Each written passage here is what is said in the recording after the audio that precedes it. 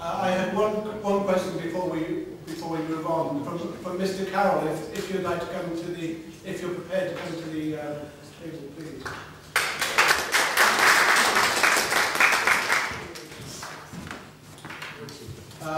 Mr. Carroll, we have the facility to ask a member of the who is particularly involved in the situation to come to the table and to address questions. That's correct, isn't it? And as the headmaster, Miss Stephen, you are very much involved in this. One of the questions which I asked earlier to Christine, which she couldn't answer, was that you continue to subsidise one evening, but you feel not able to subsidise the other 2 evenings.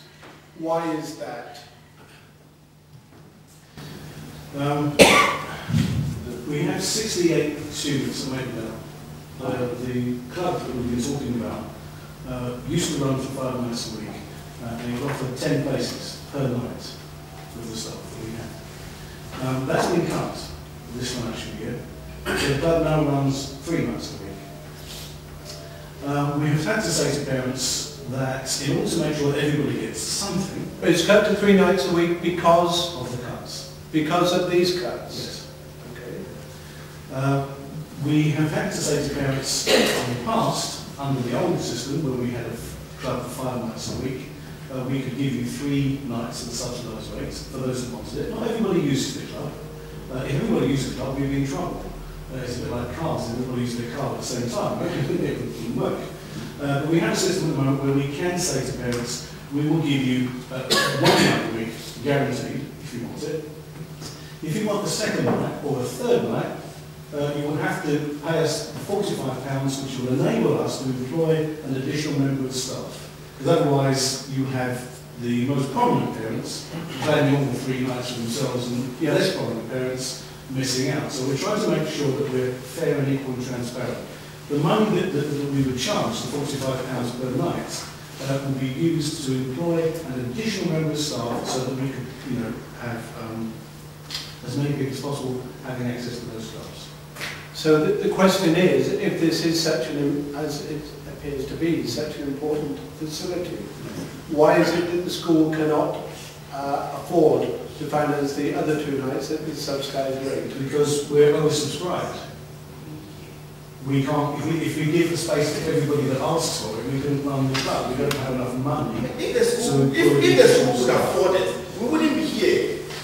Right. If the school could afford it, we as parents wouldn't be so there is a question, could the school afford from its funds to subsidise the 3 evenings at the lower rate? No, because the funding for the club comes from short breaks. That's a bunch of money, a pot of money that has to be spent in that way.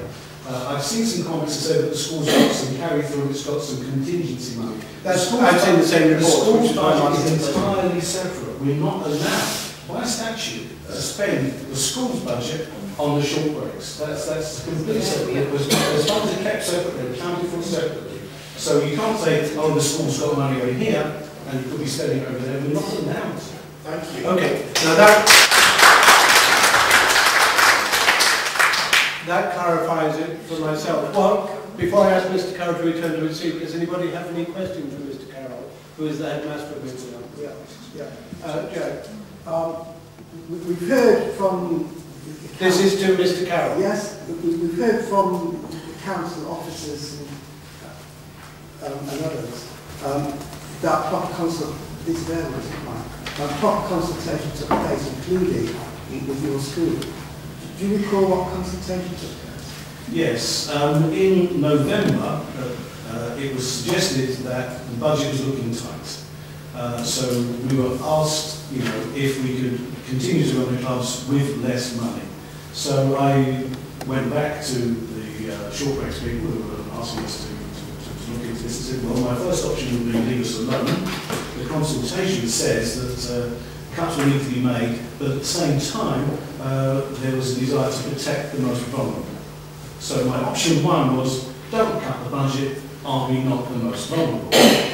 Option 2 and 3, which I put in writing in November, was to say, well, if you give us £130,000, the impact will be this. If you give us £100,000, the impact will be that. So, you know, there are certain figures we had to play with. The actual numbers didn't come out until January. And, you know, we were presented with, well, this is it. We've had to make these decisions. You will have to now manage with 125,000 rather than 170,000 to run these clubs. And that's what we've done. We have no choice. I live in the real world. If that's the budget I've got, that's the budget we'll run with. So I'm also going to make a general point about being creative and raising money. I'm also the secretary of the PTA, which is a registered charity, and I spend untold hours filling in bids and getting money for the school. And in the last 5 years, I think I've raised something like £200,000, which is spent on additional equipment in the school, which makes the school a fantastic place, quite unique, I think, environment in terms of its facilities. We don't just rely on the state, and we know that we want to be magnificent, we have to kind of look past Cardiff Council, and we've done that, and we'll continue to do that. But you can't run a club on charity. It's just not feasible. Councillor Rawson. I'm sorry, John. I'm still not clear who actually consulted with you. Short rates commissioners, I think they're called. Yeah, but who are they? They're the people who work for our council. Councillor Rawson. Yeah, to Mr. Carroll. To Mr. Carroll, one question. You mentioned, obviously the after school cup's been mentioned, but there's also like during the holidays, Yes. So I'd like to know what difference it makes. We've heard from the parents, from your point of view, what difference do these after school and holiday activities make for the pupils? Well, as I said before, the school has fantastic staff, it has fantastic facilities. One of the reasons why I think we've been successful in getting money for the charity to improve the school's facilities is because we can also say it's being used at the weekends, it's being used during the school holidays. The budget cuts this year mean that we are no longer offering as many days during the school holidays. Previously, the holiday play scheme ran for 9 full weeks, Monday to Friday, 10 to 4, and now it will run Monday to Thursday and only for 8 weeks. So there's been a cut in the amount of and we're also closed, completely closed to play schemes, sports play schemes, which is ironic in the post-Olympic legacy, for autistic youngsters. They were running twice a week, and they've both been closed as part of this count. So, I mean, in terms of the benefits, I mean, the parents you've heard from them already. It's not just a question of giving them some space and time, which is invaluable. We have fantastic staff, we have fantastic facilities. We have, I mean, be creative. Out-of-borough organisations come to our school on Saturday to use our facilities. And we charge them for that. Because it's recognised that, we have a fantastic place to hold these schemes. The other point I was making was about what effect does it have on the pupils, the ability to socialise, be in school in a non... Well, it's about extending what we do in school in a less formal way. We're talking about giving students the opportunity to form social relations, to have friends, to make choices. I mean, they do all sorts of activities, ranging from arts to sports to cookery to music and dance. So they get options, which they wouldn't otherwise get. Thank you. Thank you very much, Dean. Thank you, Mr. Carroll.